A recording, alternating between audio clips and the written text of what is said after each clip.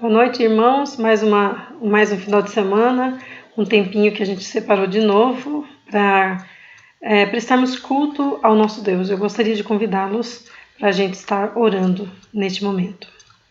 Muito obrigada, Senhor, por permitir que a gente tivesse esse tempo gostoso de glorificação ao Teu nome.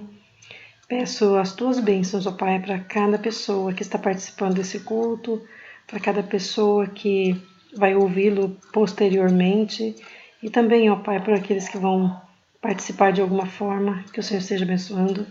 E também pedimos que o Senhor enche o nosso coração de alegria por estarmos na Tua presença. Muito obrigada por ouvir os nossos louvores, por aceitar a nossa adoração. Nós te agradecemos em nome de Jesus. Amém. Terminamos aí, né? O mês da família. Foi bem legal.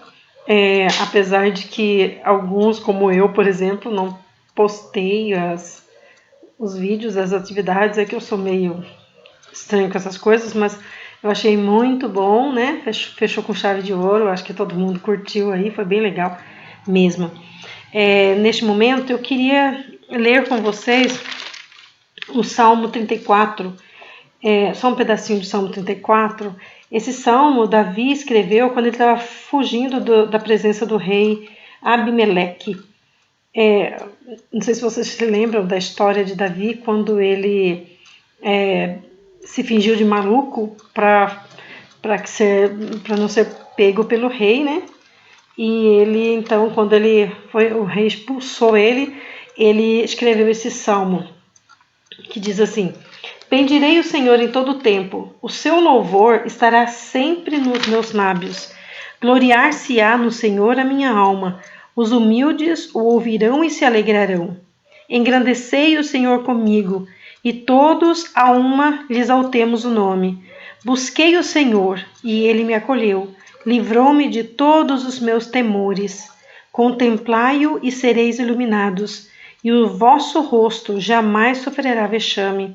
Clamou este aflito, e o Senhor o ouviu, e o livrou de todas as suas tribulações. O anjo do Senhor acampa-se ao redor dos que o temem e os livra. Provai e vede que o Senhor é bom. Bem-aventurado o homem que nele se refugia. Nós temos realmente provado, né, o quanto o Senhor tem sido bondoso para conosco, quanto o Senhor tem sido bom, quanto o Senhor tem sido auxílio, companheiro, e tudo que a gente precisa, o Senhor tem sido para a gente. É tão bom saber também que o anjo do Senhor acampa-se ao nosso redor e nos livra. Muito bom a gente poder engrandecer o Senhor, né? O versículo 3 diz: Engrandecei o Senhor comigo, e todos a uma exaltemos o nome. E é isso que a gente quer fazer hoje. Glorificar o Senhor, engrandecer o Senhor e exaltá-lo, exaltar o seu nome com uma voz só. E finalizando, eu gostaria de ainda o Salmo 13, versículo 5 diz: No tocante a mim, confio na tua graça, regozije-se o meu coração na tua salvação.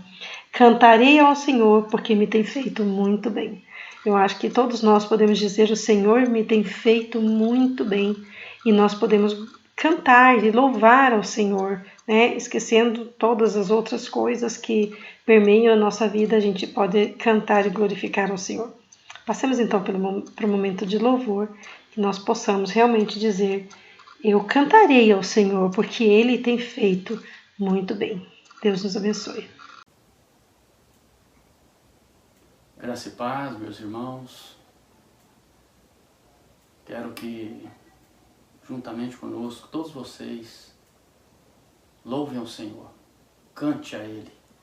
Expressamos nossa gratidão através de cânticos, de louvores, de adoração ao nosso Deus. Cante conosco, irmãos.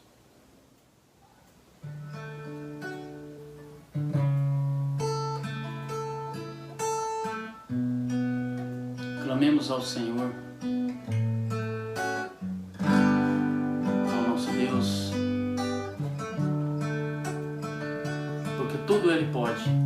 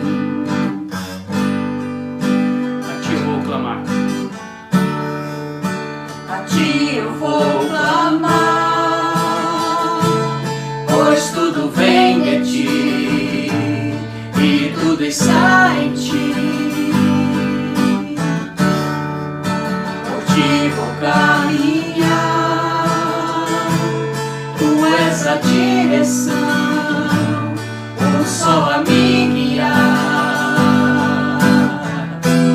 Tudo pode passar, teu amor jamais me deixará. Sempre há de existir novo amanhã preparado pra mim, preparado pra mim, preparado pra mim.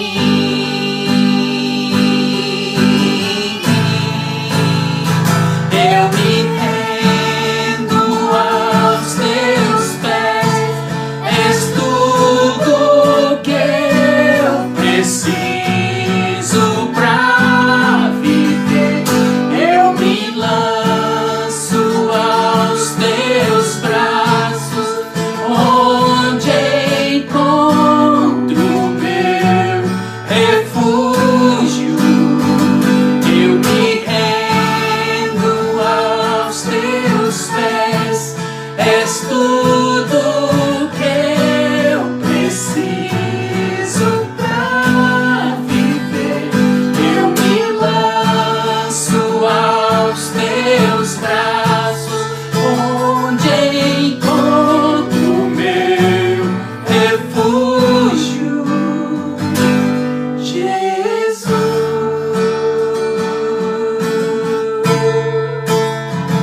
eis-me aqui.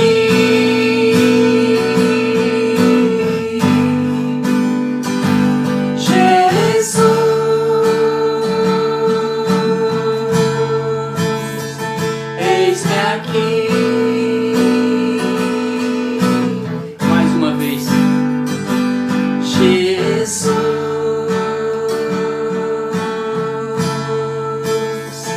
eis-me aqui. Jesus, Jesus,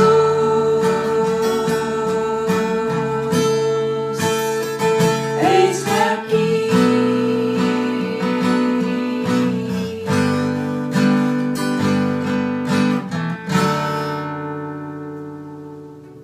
Independente das circunstâncias, do momento que vivemos, Deus sempre será Deus. Brilhando ou não o sol, dizendo ou não alguma coisa, Deus sempre será Deus.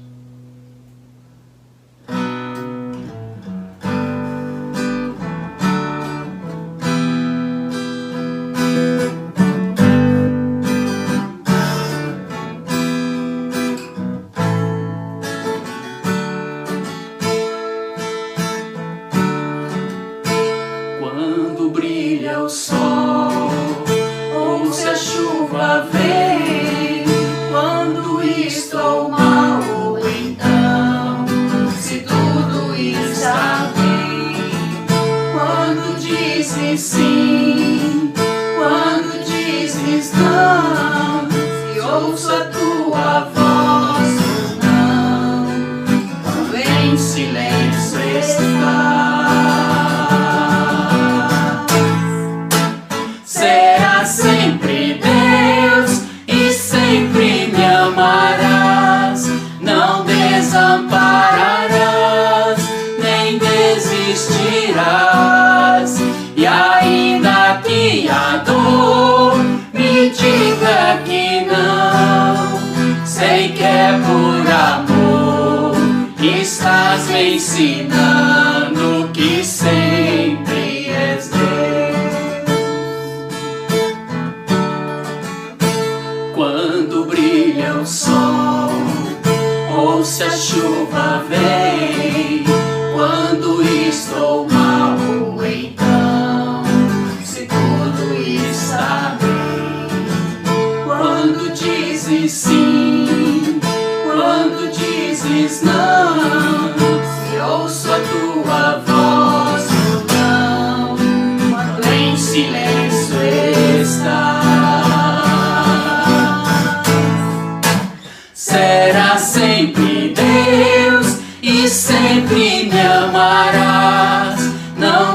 desampararás, nem desistirás.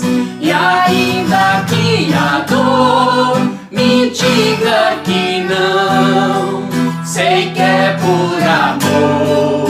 Estás me ensinando que sempre és Deus. Serás sempre Deus e sempre me amarás. Não desampararás, nem desistirás. E ainda que a dor me diga que não, sei que é por amor. Estás me ensinando que sempre és Deus. Estás me ensinando que sempre és Deus.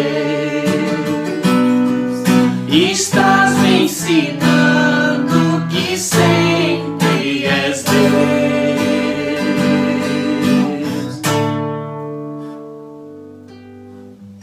Nosso Deus é supremo. Ele é soberano em glória. Ele é incomparável, maravilhoso, formoso e majestoso.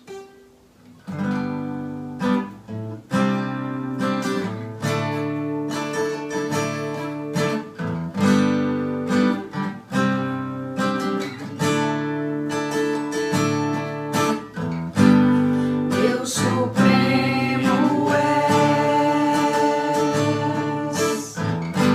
soberano em glória, És incomparável, maravilhoso em tua formosura. És incomparável maravilhoso em tua majestade. Outra vez. Deus supremo és, soberano Em glória, és incomparável maravilhoso em tua formosura. És incomparável maravilhoso em tua majestade. Não há outro Deus como Jeová.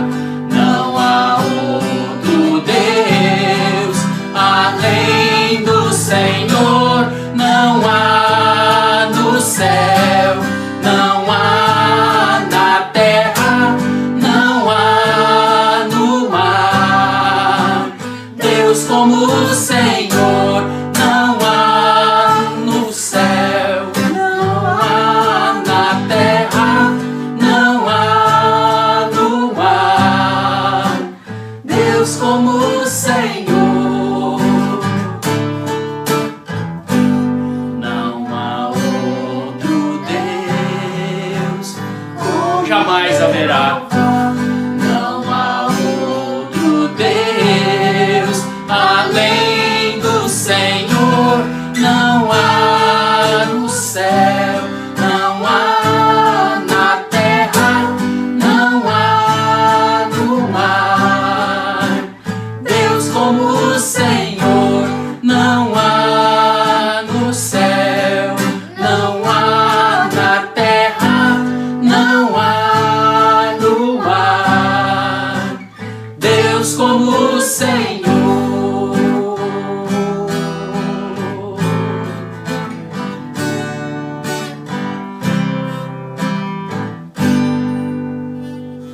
Amém, irmãos. Deus abençoe a todos. Fiquem na graça e na paz do Senhor.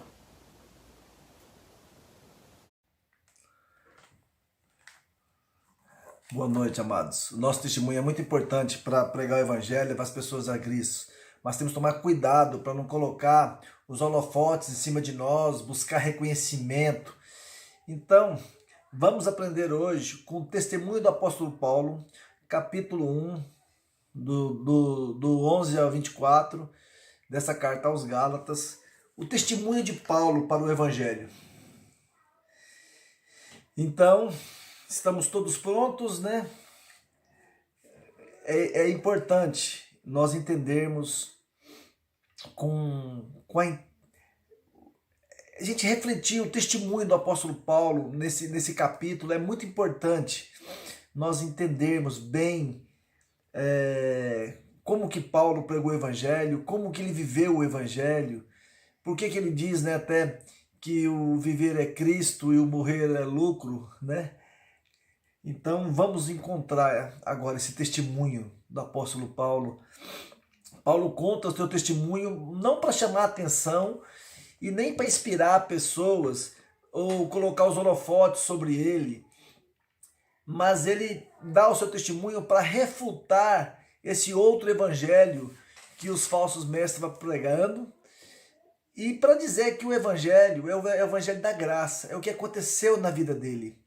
Então, muitas coisas importantes aconteceu. Então, a primeira coisa era refutar os falsos mestres com esse outro evangelho, com esse algo mais, é Cristo e algo mais. Então, para refutar isso, ele usa 3 maneiras. A primeira delas, ele diz que não chegou por raciocínio, por reflexão, por pensamento.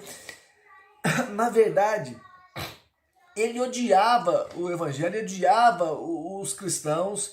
O objetivo dele era destruir a igreja. Mas como é que ele conheceu? Porque Jesus Cristo revelou a ele. Jesus Cristo apareceu para ele. Então ele chegou ao evangelho pelo próprio Jesus Cristo, não por influência de outros apóstolos, por discípulos. Existia, como nós falamos na primeira vez, uma fofoca que existia, que ele poderia ter sido comissionado pelos discípulos ou pelos enviados ali na casa de Ananias. Então Paulo usa o seu testemunho para dizer: não é verdade, eu recebi o evangelho do próprio Jesus. E por isso eu tenho autoridade para dizer essas coisas para vocês. Eu posso falar essas coisas para vocês. Então, Paulo estava falando que o evangelho que ele pregava estava de acordo com os outros apóstolos, que os outros apóstolos pregavam, não estava pregando como os falsos mestres. Mas também existem coisas maravilhosas que podemos aprender com esse testemunho desse grande apóstolo que escreveu muitos livros no Novo Testamento. Então, o apóstolo Paulo, ele era um perseguidor de cristão, um seguidor convicto, dedicado. Diz que ele era tão zeloso com a lei que ele foi melhor do que qualquer um da geração dele. Ele diz que desde pequeno ele amava as escrituras e daquele jeito. Então, Paulo chega e fala: mas e agora? Eu já fiz tudo esse algo mais. Eu fui o melhor da minha época. Eu fui fiel a todos os mandamentos. Nada disso foi capaz com que Deus me amasse mais ou com que Deus me amasse menos. Quanto mais eu fazia isso, mais afastado de Deus eu estava. O evangelho é a pura graça. Foi o próprio Jesus Cristo que apareceu a mim, sem que nada eu merecesse. Nada eu fiz para que Jesus viesse até mim. As leis e os mandamentos só serviram para mostrar o tanto que eu estava escravizado, o tanto que eu estava longe de Deus. Então, simplesmente, o evangelho é pelo amor, pela graça que Jesus derramou por nós. Quanto que o evangelho transformou a Paulo, quanto o evangelho tem transformado pessoas desde a revelação de Jesus até hoje. Então, ele diz que não precisa de ter desejo de agradar pessoas. Ele não precisa exigir reconhecimento, ele não precisa ser elogios. Ele não precisa disso. Ele diz que quando nós encontramos com Jesus, nós descobrimos que nós não merecemos a salvação, que nós não somos capazes de obedecer todos os mandamentos. Mas Jesus, na sua infinita graça, ele nos amou primeiro. Jesus já nos aceita, já nos ama, já coloca um valor inestimável. E quando nós descobrimos que nós temos um valor em Jesus, isso já nos liberta da vaidade, da necessidade de obedecer regras, de necessidade de querer ser melhor que os outros.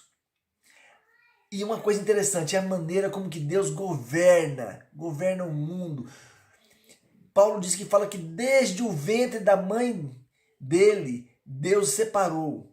Mesmo sendo um perseguidor, mesmo ter causado tanto mal à igreja, Deus estava no controle de tudo isso. E de certa maneira, ele usou o mal que Paulo causou para que depois que a graça que superabundou em Paulo, agora eles vissem a transformação. Isso parece mesmo um paradoxo, isso parece uma coisa estranha, mas Deus nos dá liberdade. E no final das contas, todas as coisas cooperam para o bem daqueles que amam a Deus. Então todo o mal que existe, todas as pessoas que resistiram a Deus, estão no plano de Deus.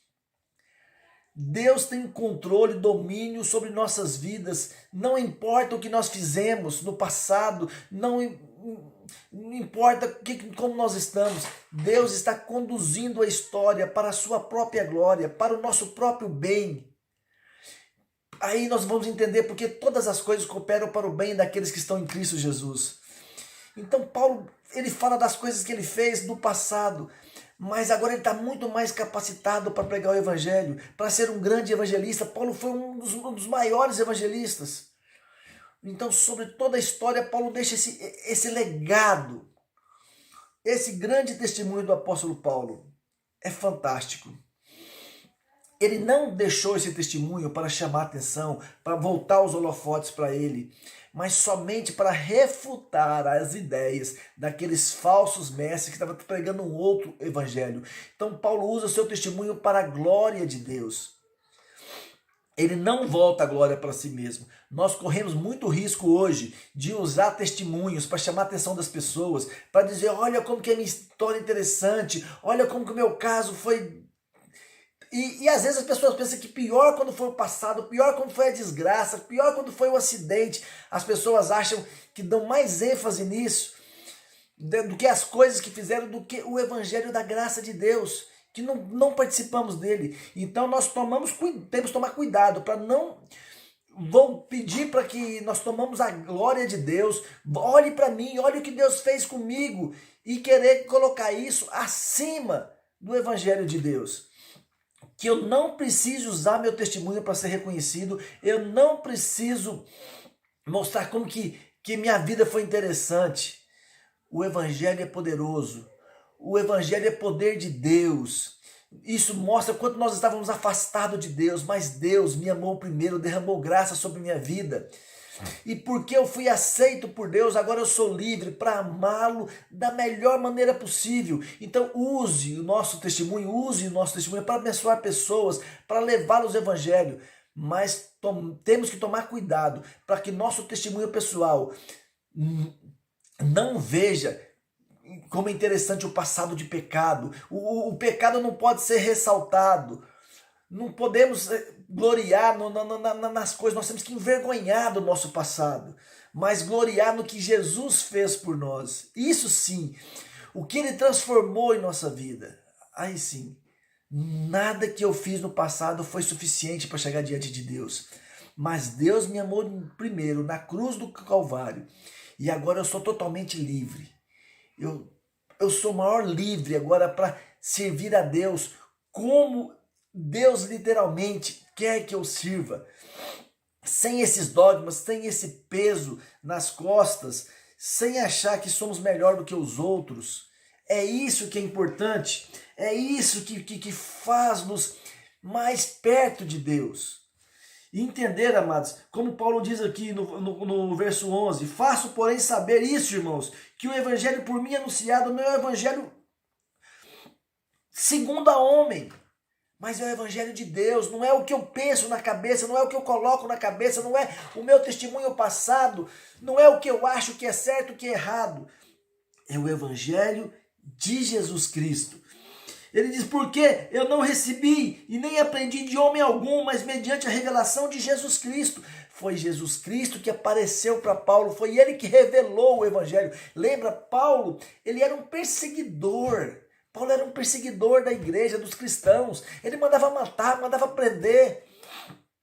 E ele diz aqui no versículo 3, porque ouvistes qual foi o meu proceder outrora no judaísmo, como sobremaneira eu perseguia a igreja de Deus e a devastava. Gente, Paulo era temido. Paulo, literalmente, sabe quando aquela pessoa chega assim, que as pessoas deviam tremer de medo? Paulo chegava a ser cruel. É interessante ver o que o evangelho fez, o que o evangelho libertou Paulo. E agora ele era contra aqueles que queriam colocar um peso do judaísmo nas costas dos salvos. Aqui no 14 ele diz, a minha nação, quanto ao judaísmo, avantajava-me muito a minha idade, sendo extremamente zeloso nas tradições de meus pais. Lembra, amados? Nessa época tinha 1500 anos de tradição. 1500 anos de tradição. Paulo diz que desde garoto ele era muito mais zeloso, desde a pequena idade. Ele era zeloso para as tradições dos pais. Quantas pessoas eu via, meu pai morreu no espiritismo, meu pai morreu no catolicismo, eu vou seguir meu pai. Você vai seguir os pais? Nós temos que seguir a Cristo. É Ele que nos liberta de todo o ranço de religiosidade. Aqui no 15 ele diz, quando porém ao que me separou antes de nascer, me chamou para a sua graça que aprouve. Olha, ele diz, olha, o meu chamado foi por Deus, antes de eu nascer. Deus permitiu que toda essa ruindade que eu fui, eu agora mostro a transformação que ele me fez para pregar o verdadeiro evangelho. Revelasse seu filho a mim, para que eu pregasse entre os gentios, sem detença, não consultei carne nem sangue. Então Deus tinha um objetivo de revelar Jesus na vida de Paulo, para que ele pregasse agora Cristo, e esse Cristo crucificado, esse Cristo que morreu por nós, mas que ressuscitou. E ele fala, nem subi para Jerusalém, para os que já eram apóstolos. Olha, eu não fui lá nessa historinha que estão contando aí, que foi os apóstolos que me comissionaram para ser apóstolos gentios. Não, eu nem subi para lá, isso aí foi bem depois. Se eu não me engano, depois de 3 anos. Eu não precisei disso. Eu fui comissionado por Jesus. Aí ele diz assim, decorrido 3 anos, então subi para Jerusalém para avistar-me com Cefas e permaneci com ele 15 dias. Cefas é Pedro, tá, gente? Então depois de 3 anos ele vai ter com Pedro lá, conversar com Pedro. E ele fica 15 dias com Pedro. Não vi outro dos apóstolos senão Tiago, o irmão do Senhor. Tiago, nós sabemos que é irmão de Jesus Cristo, né? E ele teve com Tiago, ele não viu os outros apóstolos, não conviveu com os outros apóstolos. Depois fui para as regiões da Síria e da Sicília, nas viagens dele. E não era conhecido de vista das igrejas da Judéia que estavam em Cristo. Então ele não era tão conhecido ali. A fama dele chegou, mas pessoalmente não. Ouviram somente dizer, aquele que antes nos perseguia, agora prega a fé que outrora procurava destruir. Então a fama de Paulo, aquele perseguidor terrível, aquele perseguidor ferrenho, aquele que encarcera pessoas, aquele que manda matar pessoas, agora ele conheceu o evangelho, agora ele prega o evangelho da fé, baseado em Jesus Cristo. Que diferença! Olha o que Deus faz na vida de um pecador. Olha, não pense que o seu passado te condena. Não acredite que pau que nasce torto morra torto. Pau que nasce torto, Deus endireita. O nosso passado, Deus transforma. O evangelho da graça é puro amor. Não é porque não existe nenhum justo. Não existe pessoas perfeitas. E para terminar, e glorificavam a Deus a meu respeito. Oh, glória a Deus! Aquele que nos perseguia agora é nosso irmão. Olha o que o evangelho faz.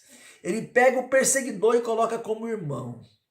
Ele pega o ruim, aquela pessoa assim, cruel, mas diz que ruim todos nós somos, aquele cruel, e coloca de pé de igualdade com todos. Esse é o evangelho que Paulo estava pregando. Então, amados, no próximo domingo nós vamos estudar, né, agora no capítulo 3, né? Vamos chegar no capítulo 2. No capítulo 2, sobre a autoridade foi aprovada pela igreja em Jerusalém. A autoridade de Paulo foi aprovada. Então vamos orar para a gente terminar. Bondoso Deus, Senhor de nossas vidas, te damos graças, porque o Senhor aprove nos escolher. Não olhou pelo nosso passado, pela nossa família, de quem filhos éramos, qual o nosso nível de instrução, o quão bom, o quão ruim nós éramos. Nada que possamos fazer de bom podemos aproximar de Ti. Nada que tenhamos feito de ruim podemos afastar de Ti. O Senhor tem controle de tudo. O Senhor tem o poder de tudo. E o Teu nome nós glorificamos. Ajude-nos a passar por esses tempos. Em nome de Jesus. Amém. Deus abençoe. Uma semana abençoada. Em nome de Jesus.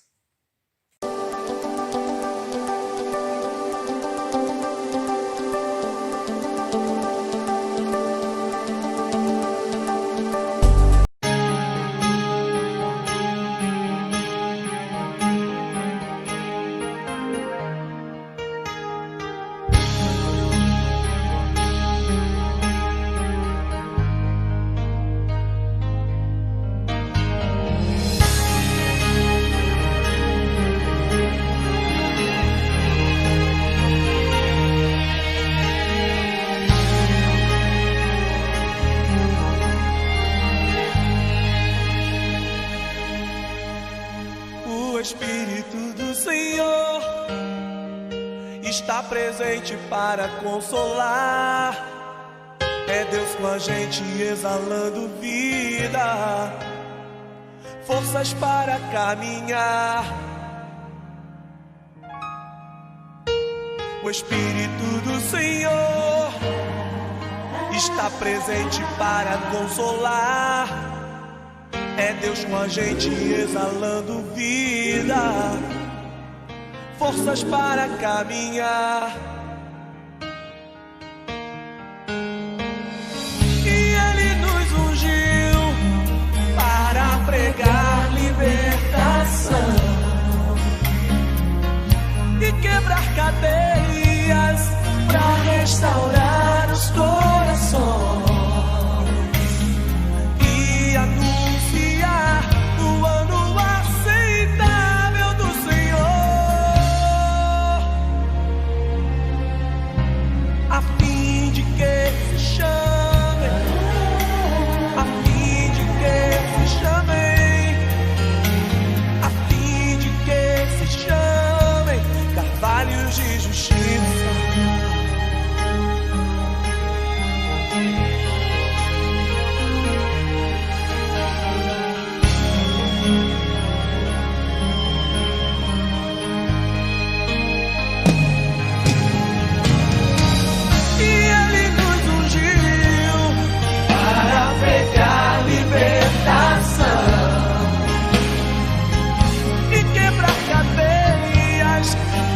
Restaurar os corações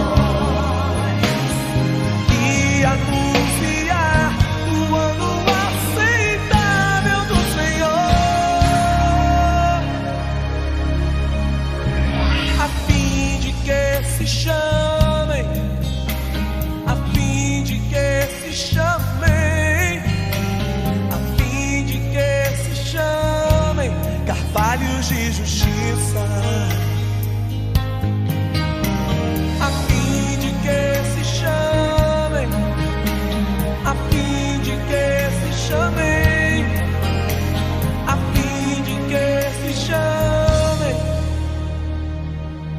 carvalhos de justiça.